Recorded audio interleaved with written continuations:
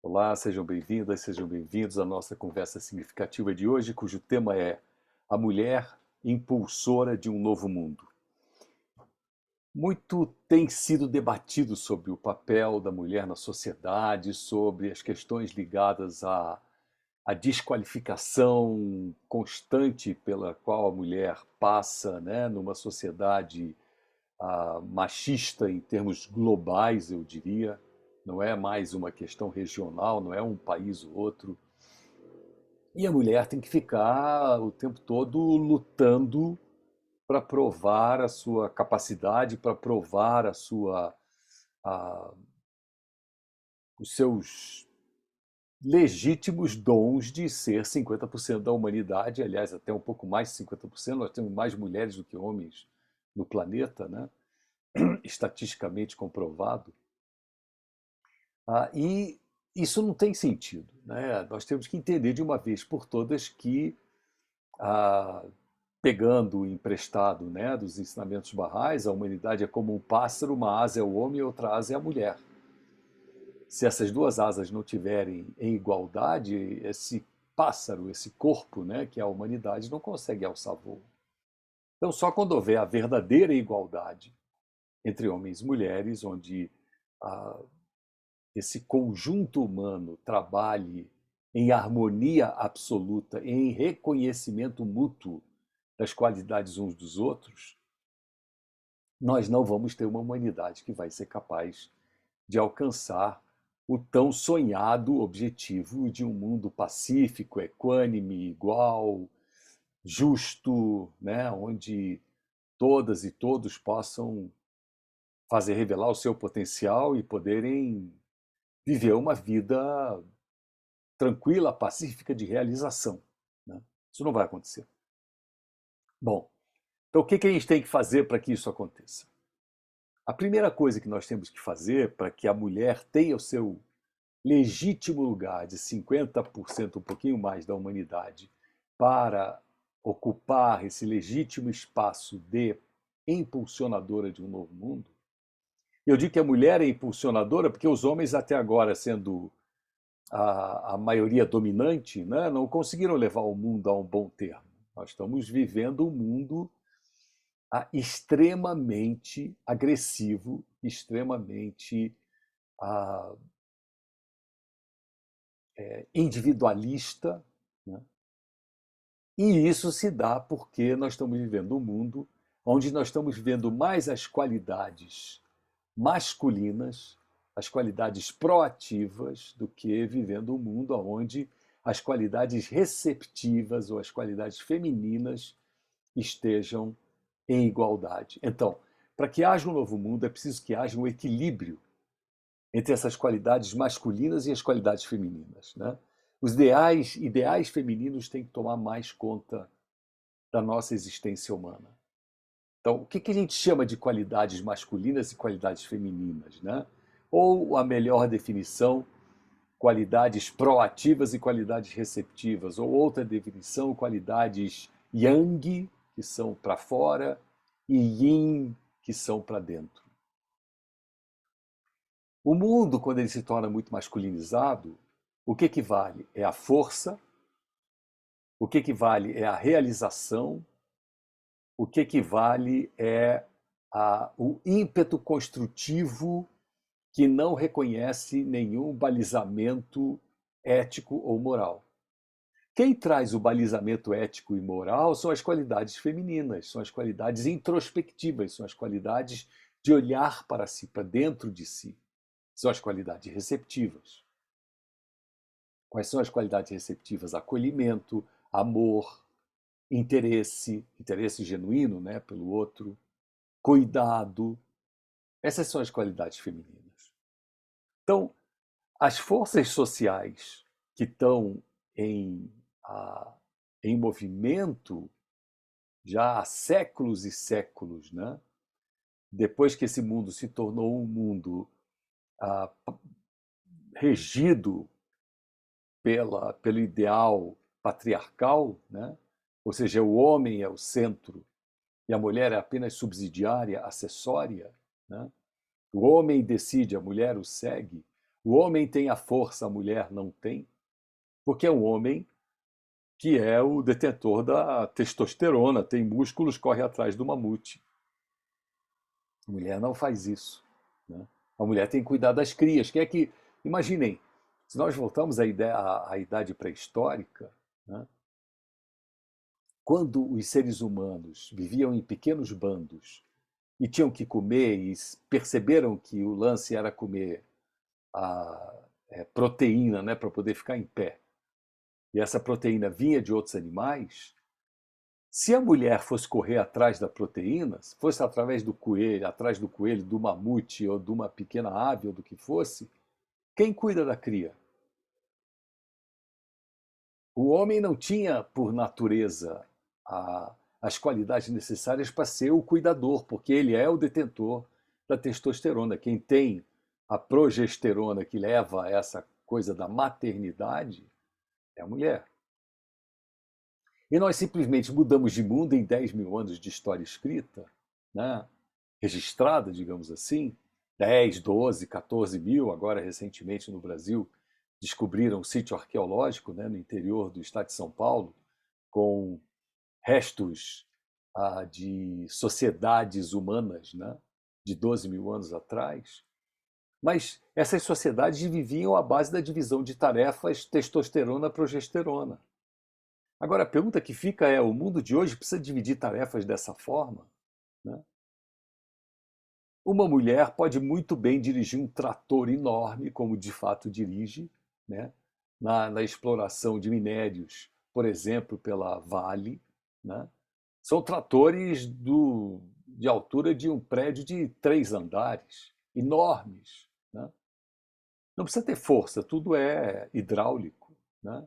Tudo é mecânico, tudo funciona. E as mulheres, sim, estão lá como motoristas desses grandes tratores. Então, a divisão de tarefas não se dá mais por testosterona e progesterona. Quem tem força muscular é que precisa e pode fazer a coisa. Mulheres podem ser estivadoras hoje, porque não existe mais aquela figura do estivador antigo que carregava as sacas de arroz, de milho nas costas, ou os sacos de cimento. Tudo hoje é mecânico, né? São guindastes, são gruas, e são operadas por mulheres. Então, nós precisamos ver como é que nós fazemos esse mundo se tornar um mundo mais qualificado por essas qualidades femininas e não mais somente pelas masculinas, para que então, num mundo em equilíbrio dessas qualidades, as mulheres possam adentrar no campo e se tornarem também protagonistas da transformação da sociedade. Né? Bom, então como é que a gente pode trabalhar as forças que dão origem a essas desigualdades entre homens e mulheres, né? E que prejudicam as mulheres e as meninas, né, de poderem ter a sua legítima participação na, no impulsionamento social, né? Rumo a um mundo diferente. Bom, a primeira coisa de uma qualidade feminina tem que aparecer no sistema econômico. O sistema econômico tem que deixar de ser um sistema que favorece poucos em detrimento do coletivo, em detrimento da natureza. Porque que qualidade feminina é essa? É a qualidade do repartir de forma igual. Isso é extremamente feminino, porque a mãe reparte de forma igual. Ela não discrimina um filho em relação ao outro na hora de dar comida. Né? Mas o que aconteceu com o mundo masculinizado? Né? Um mundo que favorece uns em detrimento à grande maioria, e deixa essa grande maioria à míngua, à fome. Né? E, de outro lado, um mundo que destrói tudo que está em seu redor. Mas a qualidade feminina é a de proteção de tudo que está ao seu redor. Então, a primeira coisa, a mudança desse sistema econômico para que ele reflita qualidades femininas. Muito bem. A segunda coisa está na educação. A educação é uma outra qualidade que eu diria caracterizada pelo feminino, né? Em que sentido? A mãe, por exemplo, é a primeira educadora, né? É ela que dá os primeiros passos, ela que mostra a forma de ser, de viver, de comer, de se portar. Tudo isso é a mãe que faz logo no início, né? Eu estou falando de uma família tradicional, né, homem e mulher, mas de qualquer maneira, alguém tem que ter na família o papel feminino de ser quem mostra como deve ser esse processo educativo, né? A educação precisa ser universal e a educação precisa alcançar meninos e meninas. E até eu traria de novo aqui um conceito que vem dos ensinamentos barrais, que é: se há dificuldade de colocar meninos e meninas na escola, a prioridade tem que ser das meninas. Porque nós estamos vivendo um mundo onde a prioridade é dada de novo à testosterona. E isso tem que ter um fim, né? E por que as meninas deveriam ter prioridade? Porque nós precisamos trabalhar para um mundo que busque colocar as qualidades femininas em ação. E aí então eu consigo realmente mudar. Se eu mudo a economia para uma economia inclusiva, se eu mudo a educação para uma educação inclusiva, né, as estruturas da sociedade se tornam estruturas inclusivas. Porque as estruturas sociais hoje são estruturas excludentes. Elas são feitas para excluir o outro. Agora, para que eu consiga fazer uma economia inclusiva, para que eu possa fazer uma educação inclusiva, para que eu possa criar sistemas sociais inclusivos, eu preciso mudar alguns dos parâmetros que a humanidade hoje considera como desafiadores ou inalcançáveis, né?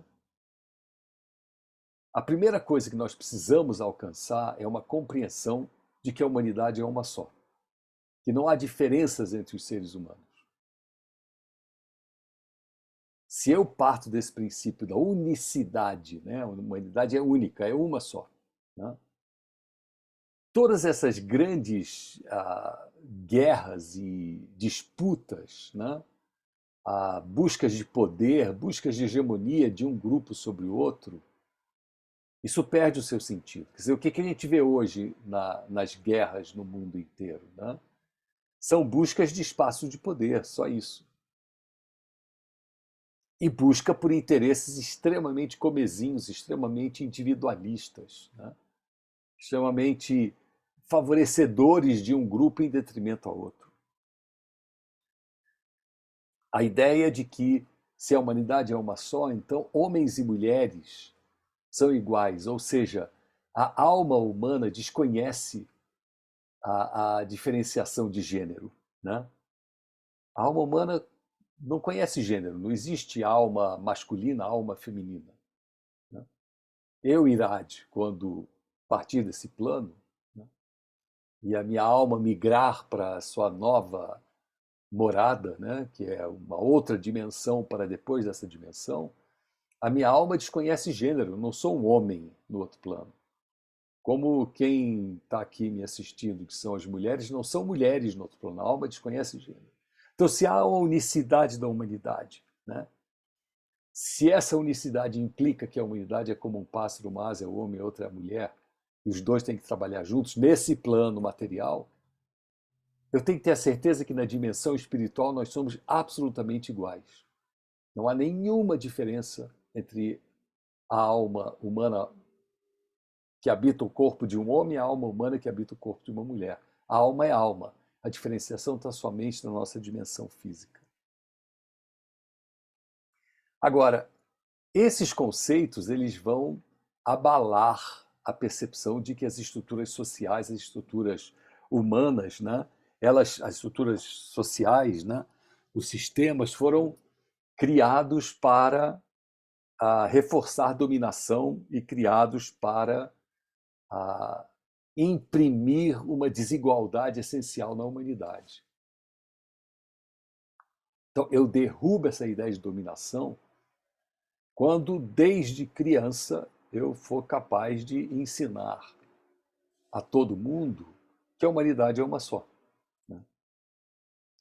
Daí, então, os recursos que a humanidade hoje destina para destruição podem ser destinados para a construção. Vejam o que significa recursos destinados à destruição por causa da guerra que é a da invasão russa sobre a Ucrânia, né? Há várias vertentes de interpretação do que está acontecendo e tal, mas para mim a questão é a guerra. Essa guerra, ela consome recursos inimagináveis para um projeto de dominação de um sobre outro. E esse projeto de dominação não interessa a ninguém, não interessa à humanidade. O que esse projeto de dominação interessa à população russa ou à população ucraniana? É um projeto de dominação que vem da cabeça de um grupo político, nada mais. Então, eu consigo direcionar as minhas energias, em vez de direcioná-las para sistemas que reforçam a dominação e a desigualdade, que é extremamente masculino isso, né? Para sistemas que reforçam o aprendizado e reforçam a aproximação entre os seres humanos. Extremamente feminino. Agora, quem é que traz isso intuitivamente dentro de si? A mulher traz intuitivamente dentro de si os conceitos desse feminino que nós estamos falando. Ela precisa desse feminino para poder existir, mas ela precisa também dos conceitos masculinos de ação, de assertividade, né, para poder fazer valer a sua própria existência, mas em equilíbrio. Os homens precisam aprender agora a trazer mais feminino para dentro de si, mais qualidades de acolhimento, mais qualidades de amor, de afeição, de entendimento, de aceitação, de cuidado, que são essas qualidades femininas. Então, quando isso se estabelece, né, quando eu entendo que homens e mulheres são iguais, quando eu entendo que os poderes que podem emergir, podem ser liberados na sociedade, né, através de cooperação e reciprocidade, são muito maiores do que os poderes que são liberados através de competição e individualismo, colaboração, cooperação e reciprocidade, de outro lado, competição e individualismo. Competição e individualismo gastam muito mais energia da humanidade do que cooperação e reciprocidade. Ser recíproco envolve um gasto energético interno nosso, emocional nosso, muito menor do que o gasto de eu ser individualista e competitivo. E daí, então, um novo mundo é capaz de ser criado quando essas qualidades femininas se encontram em melhor equilíbrio. O desafio, então, é esse de encontrar o equilíbrio entre uma era que até então agora estava muito masculinizada para uma era onde o masculino e o feminino, as qualidades masculinas e femininas encontram o seu equilíbrio, né? Porque se há um pré-requisito para a paz, um pré-requisito para o entendimento, um pré-requisito para a evolução da sociedade humana, esse pré-requisito é sempre que haja o equilíbrio, que haja a igualdade. Então, quando eu tenho desigualdade entre homens e mulheres, eu não tenho equilíbrio no planeta. Quando eu tenho desequilíbrio entre pessoas de uma raça e pessoas de outra, então, quando há discriminação racial, eu não tenho a paz. Quando eu tenho desequilíbrio entre extremos de riqueza e extremos de pobreza, eu não encontro a paz. Quando eu tenho desequilíbrios enormes, polarizações grandes, nacionalistas de um lado, defendendo um país e de outro, defendendo o outro, eu não encontro a paz. Então, a paz só vai ser encontrada e a verdadeira evolução humana será alcançada quando essas qualidades masculinas e femininas estiverem em equilíbrio, porque são elas, essencialmente, que nos dizem quem nós somos.